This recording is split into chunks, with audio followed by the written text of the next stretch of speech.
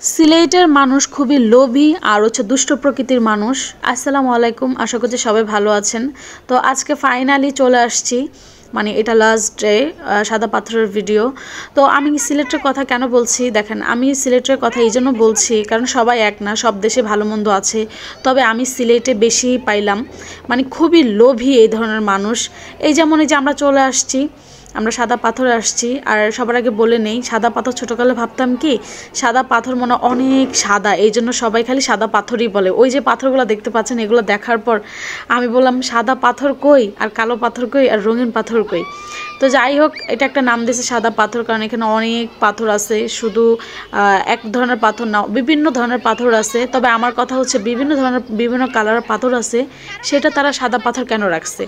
যাই হোক, রাখছে কোনোভাবে চিন্তা ভাবনা করেই রাখছে। তো এর আগের বার যখন আসছিলাম তখন একদম পরিষ্কার ছিল পানিগুলো, আর মোটামুটি ছিল, গরম পানি ছিল, বেশি ঠান্ডা না বেশি গরম ছিল না, মোটামুটি। কিন্তু এইবার পানি এত ঠান্ডা, আর দেখে মনে হচ্ছে রোদ নাই, কিন্তু রোদ প্রচণ্ড রোদ ছিল। কিন্তু দেখা যায় যে রোদ এখানে নাই, এখানে ছাওয়া লাগতেছে বা বৃষ্টি বৃষ্টি ভাব লাগতেছে। আসলে এটা কিন্তু বৃষ্টি বৃষ্টি ভাব না, এটা অনেক রোদই আছে, হয়তো মেঘের কারণে বা ওই পাহাড়ের কারণে এমন মনে হচ্ছে।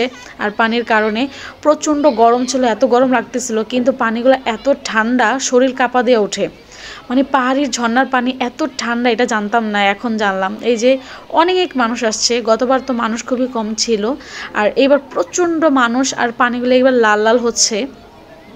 আমরা এর আগের বার যখন আসছিলাম পানিগুলো একদম সাদা ফ্রেশ ছিল, খাওয়া যেত পানিগুলা। কিন্তু এবারের পানিগুলা যেমন হচ্ছে স্রোতটা ছিল বেশি আর কালারটা লাল ছিল সবচেয়ে বেশি।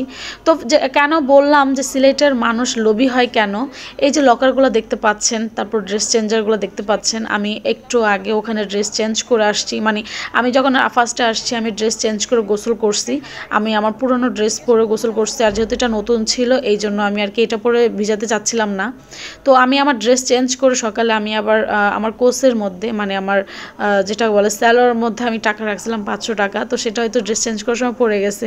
তো ওখানে হচ্ছে আমি দোষ দিচ্ছি না যে সবার বা ওখানকার মানুষই নিছে, কারণ এক এক মানুষ এক এক রকম, কেউ ভালো মন্দ সবাই মিলাই কিন্তু আছে, কেউ তো নিচ্ছে, তাই না?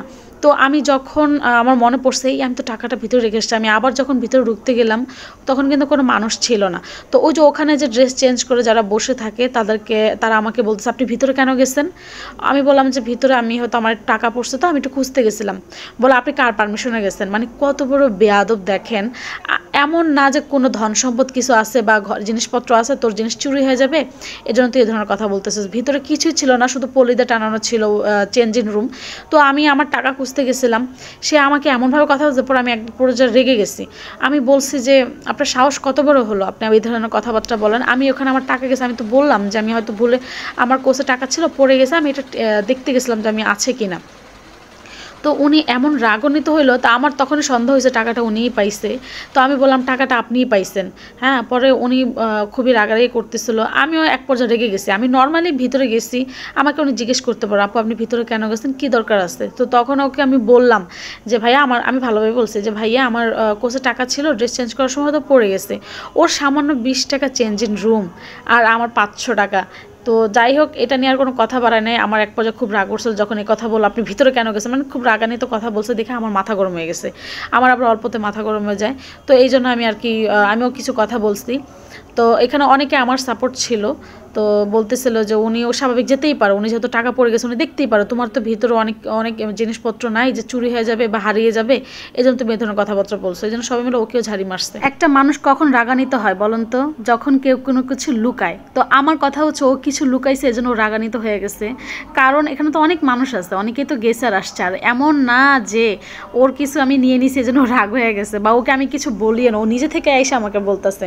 তো যাই হোক, পাবলিকের কয়েকটা ঝাড়ি খেয়ে চলে গেছে, তা আমি আর কিছু বলি না। এই যে আমরা চলে আসছি, আমরা কিন্তু ওখান থেকে অলরেডি চলে আসছি। আর আরেকটা কথা বলি ভাই, সিলেটে মানুষ লোভী কেন আমি বলছি, কারণ প্রত্যেকটা জিনিস ওরা সুযোগ পাইলেই মানে বাড়ায় বাড়ায় বলে, বাড়ায় বাড়ায় টাকা চাবে, বাড়ায় বাড়ায়। এই জন্য আপনাদেরকে বলি যারা আসবেন সাবধানে আসবেন, আর জিজ্ঞেস করে করে সব জায়গায় উঠবেন।